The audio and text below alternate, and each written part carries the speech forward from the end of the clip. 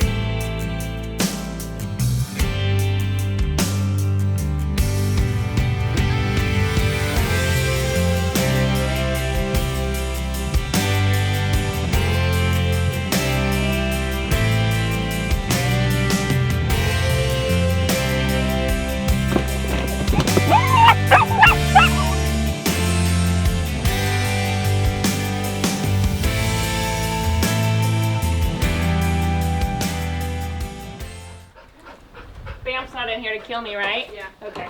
Oh, he is.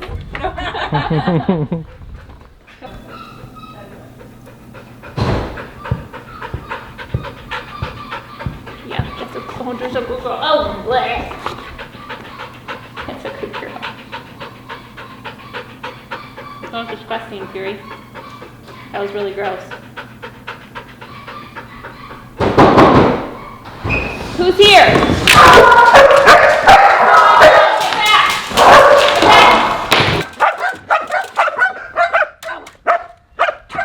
Good girl.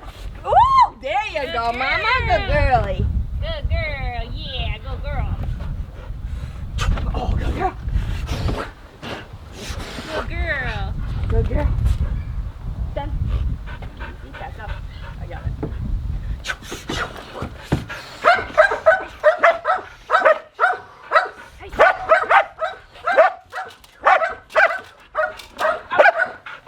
Oh, good girl. Yes! Yes, good girl. Yeah. Good girl. Let's give her a break on that one. Good girl. Done. I see you. Good job. Good job. Go. Yeah, good girl. Good. Good.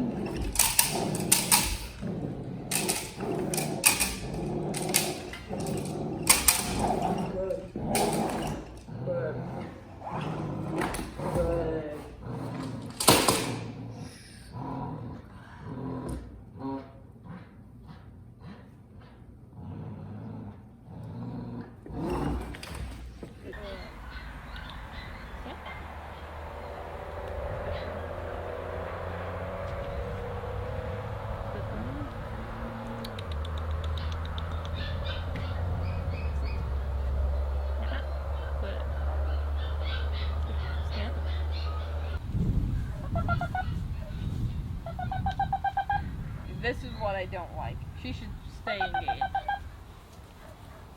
Reward a little bit more often. Go, Okay. now. Hey! Storm! Stormy!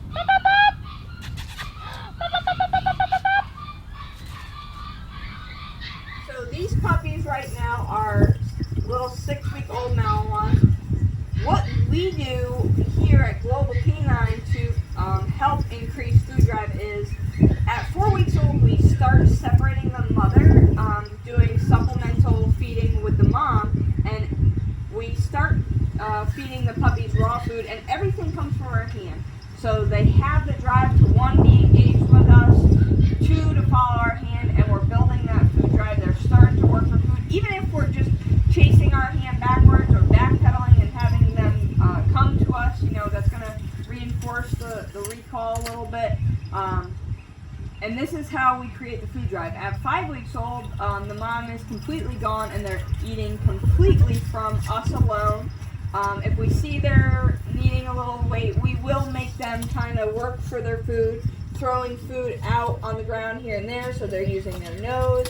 They're constantly working for their food. They don't get it fed from a bowl on the ground ever. And then at 6 weeks old, we're starting to add some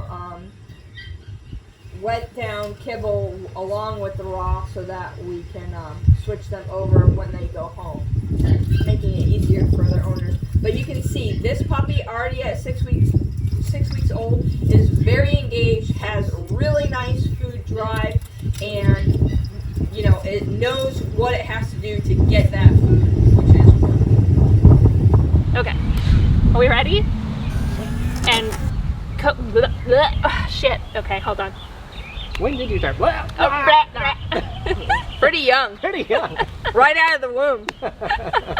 Courtney Robbins, the myth, the legend. I love the that. exemplary Courtney Robbins, ladies and gentlemen. Brad, come have a seat. Can we get like air support? Yeah. I'll rappel in with do Bam. I get.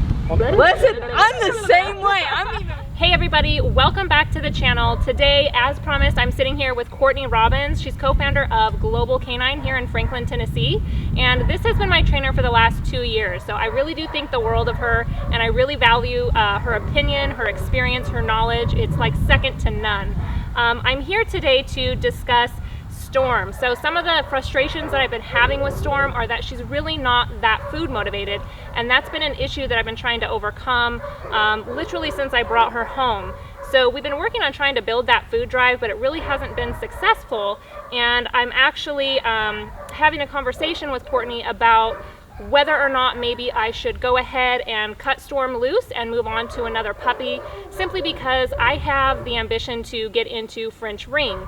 And so I did purchase this dog not necessarily as like a pet or a companion for the home or even as a personal protection dog, but to get into a sport that I've been really interested in for the last couple of years, since coming into the realm of the whole Belgian Malinois world. And so we were here today to kind of assess her food drive and me get Courtney's opinion on what she thinks. So we came here today, we had 4 different types of food, and Courtney actually advised me to not feed her since yesterday afternoon. So it's been a fair amount of time that she has not had any food to eat, so that she would be really hungry and willing to work for that food. And what did we see today? Well, first off, thank you for having me on here. And Kay is one of my favorite clients, Global Canine family, as well as friends. And like she said, we fasted Storm for the past few meals and saw that it really hasn't made a difference. Yeah, there was a small increase in excitement, but the drive isn't there, even after withholding for a few meals. You know, normally, whether it's any living being, whenever you withhold something, they should want it more, right? And going into sport work, that's all about precision. Having prey drive or toy drive is great, and that's going to help later on build the speed and stamina and all that kind of stuff going into sport work. But to get the precision and the flashiness and all that stuff, I really like to tap into that food drive and create that nice skill set that way. And we're just not seeing that drive development with Storm, which allows us to get that precision, and she should be a lot further along than what she is.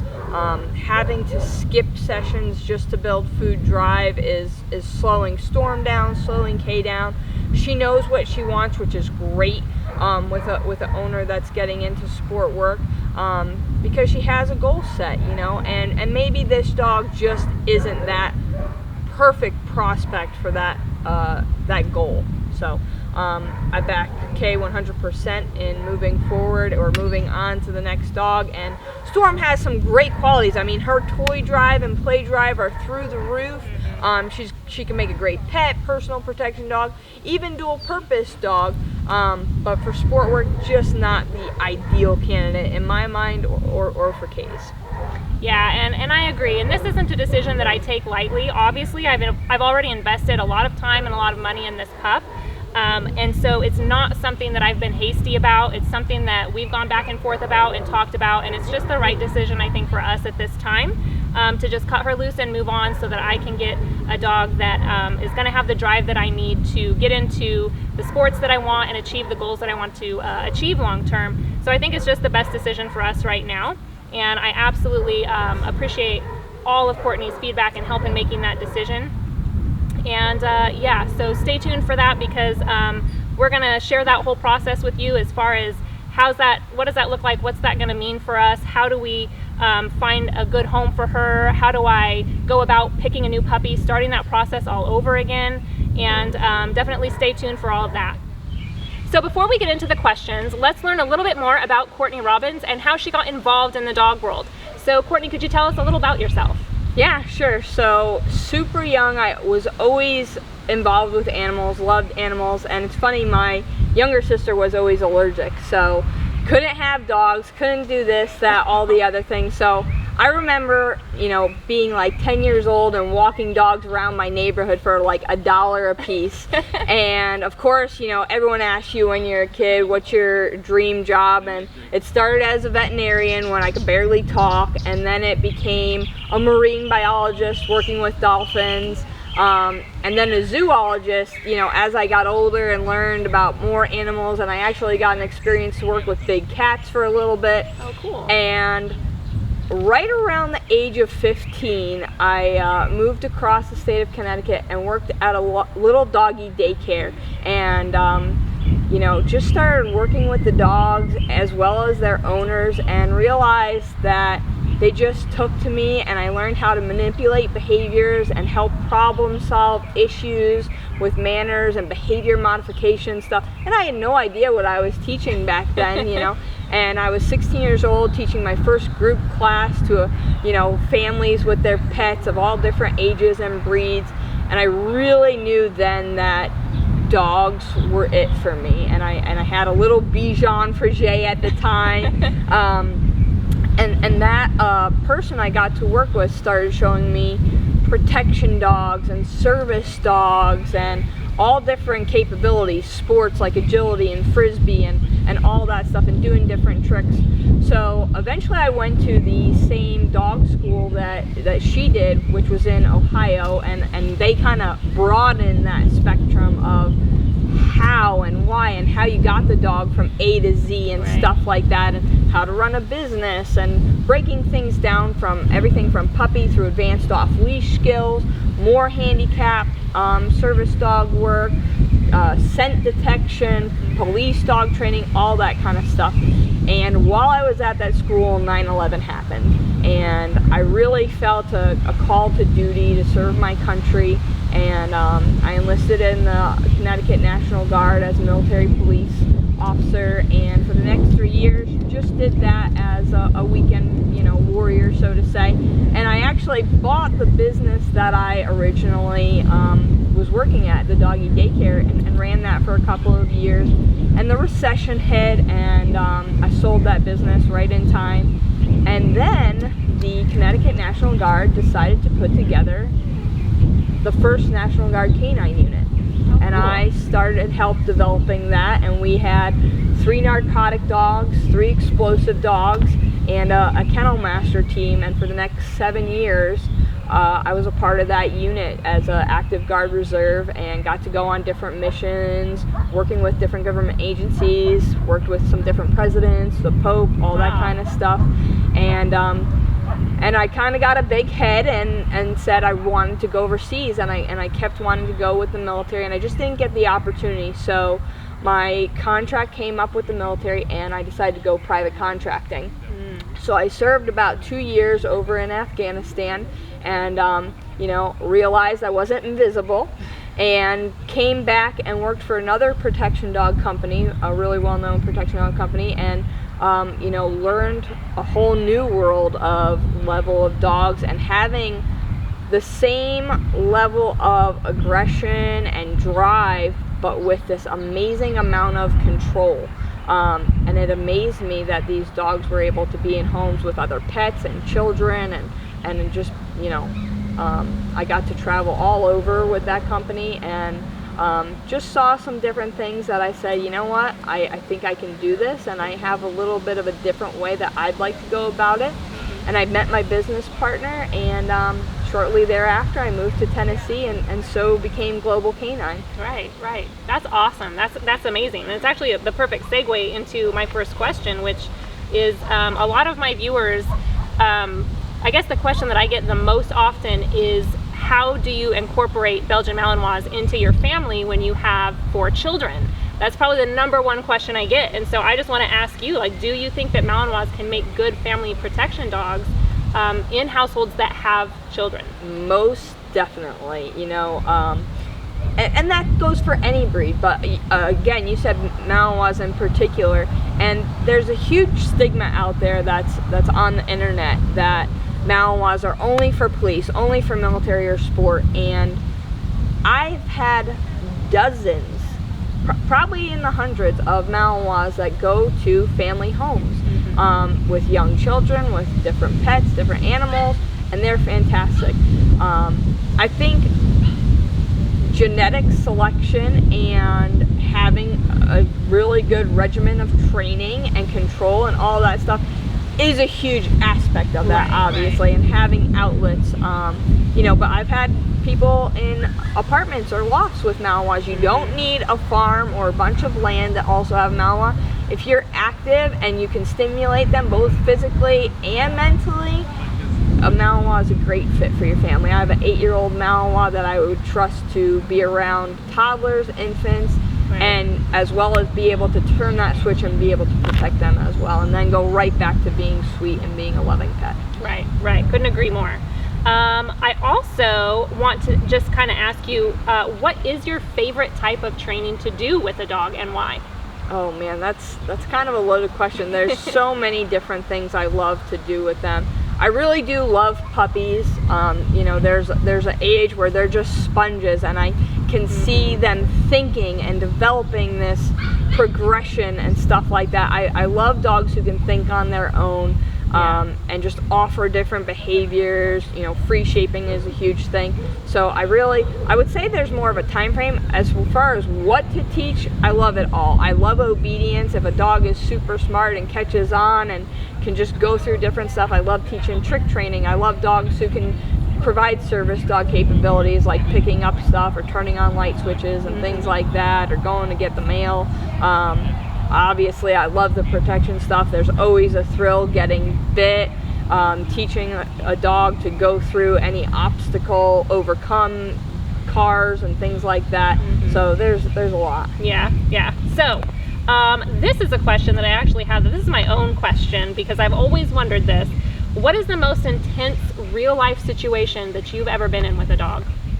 So obviously there were multiple situations in Afghanistan where, we call it the pucker factor. And for most military people, you know what I'm talking about. But even prior to that, I'll say the very first time I had an explosive patrol dog give a real live sit, it was the, oh shit. Yeah. This is real. Like, I trust my dog. Right. Holy crap. And it wasn't, a ton of explosives or anything. It actually ended up being this one little magazine, 10, 12 rounds of 9mm, but they sat on it, and definitely gave me a high heart rate for that moment. Right, I bet. So, thank you so much for sitting down and answering our questions. I really do appreciate it. And I want to just end it with a few rapid fire questions for you. Oh boy, let's shoot. So I want you to just like answer me right away. What's the first thing that comes to your mind? I want to know, tell me your top 5 favorite dog breeds. Belgian Malinois, German Shepherd, Australian Shepherd, Corgis, and Jack Russells. Corgis. I love them. Who would have my little thought pocket it? rockets. If everybody's seen Rousey, aka Nugget, she's a riot. We're gonna have to get her on here one time because she's crazy. You can hook her up. She will bite. She thinks she's a little Malinois. It's absolutely adorable. All right, name the best 2 dogs that you have ever worked with. Why were they the best 2 dogs, and what are they doing now?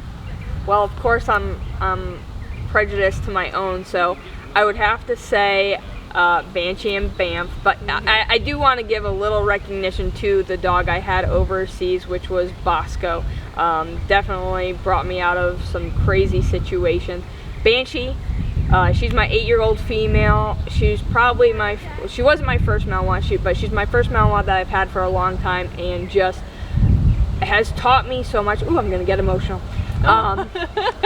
She's a dog that could be around anybody, has taught a lot of clients a lot of handling techniques, and a lot of my employees safe decoying techniques. And yeah, I've never sold her, but that dog has made me a lot of money, has made me the teacher I am and the handler I am. And then Banff is just my psycho boy who just he's that dog that goes above and beyond. He'll put himself through anything for me.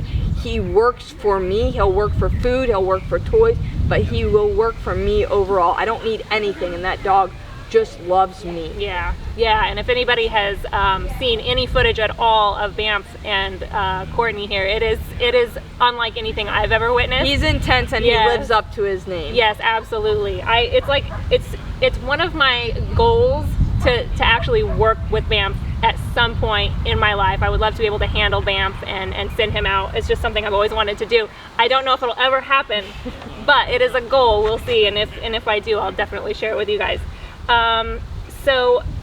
Next rapid fire. What would you say to someone who's looking to get a Malinois for the very first time? Do your research. Test all different drives. What are you getting it for? You know, what's your purpose? What's your end goal? Genetics do play a huge role, and then kind of have a plan on what your schedule is and what you can really commit to that dog. Yeah, that's a big thing. And last rapid fire, who is another trainer that you look up to? Ooh, that's a really good question. There's a lot. Oh man, this is not going to be rapid fire. There are way too many. I want to say Michael Suttle is a great trainer. I love his detection skills. I love what he does with puppies. I love his clicker shaping stuff. Bart Bell and Nipopo, excellent trainer. I honestly have not been to one of his seminars, but I'm dying to go to one. Oh man, there's just so many people who haven't been even, named out there. Ryan Grace, who I worked with at the last facility that I worked at, is a phenomenal trainer who just thinks outside the box.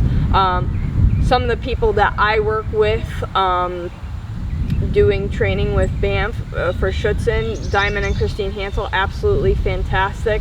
And then people who are coming up that have been employees of mine, they definitely have some skills, and obviously they'll create their own name over the years to come. Right. Awesome. So thank you so much for sitting down with me today, Courtney. I really do appreciate your time and your answering my questions. If you are interested in learning more about the Belgian Malinois, about protection dogs, about Global Canine, or even more about Courtney Robbins here, who is just amazing, head over to her website, which is globalcanineprotection.com. Awesome. Thanks so much for your time. Thanks for having us. Yay! That was good. So I did want to just wrap up this video by saying that I have not committed to a decision with Storm just yet. I do have a few tricks up my sleeve that I'm still willing to attempt here in the next couple weeks, and that will greatly decide you know, what I do moving forward. So basically at this point, I feel like I have two options. I can either A, let her go, cut her loose, sell her to a home who she would be better suited for whatever type of work she wants to do. Or something I'm also considering is I could just keep her and shift my goals maybe for a year or so, and build her into a great family protection dog. I think she'd be fantastic. She definitely has the drive for that. I think she's very well suited for that. And it would be a lot of fun building a protection dog from the ground up. I think she could be a really, really special dog for a family just because, you know, she is being raised with 4 kids and 2 other dogs. And so I think just the exposure factor alone could make her really, really a great family protector. So so that's something I'm willing to consider. You know, do I let my goals go and focus on her for a year and just, you know, do something that she's suited to do, and then maybe after a year or so, after she's a, you know, finished protection dog, I complete that training, I would sell her then at that point and then move on to a dog to get involved in the French ring like I've been wanting to do. So I feel like those are my two options. And, you know, just keep following along with us. You know, this is not where I thought I would be. This is not where I thought that this journey was going to take us. But I made a commitment to just share the honest truth of what my story is and what's going on. And this is the puppy that I have, and these are the decisions that I'm being faced with. So I'll, you know, definitely keep you guys in the loop here in the next couple weeks, and we'll see, you know, what happens. It's not a decision that I'm going to make in haste or anything. You know, I'm going to really think it through and make the decision that's right for us. So stay tuned, and we'll see what happens.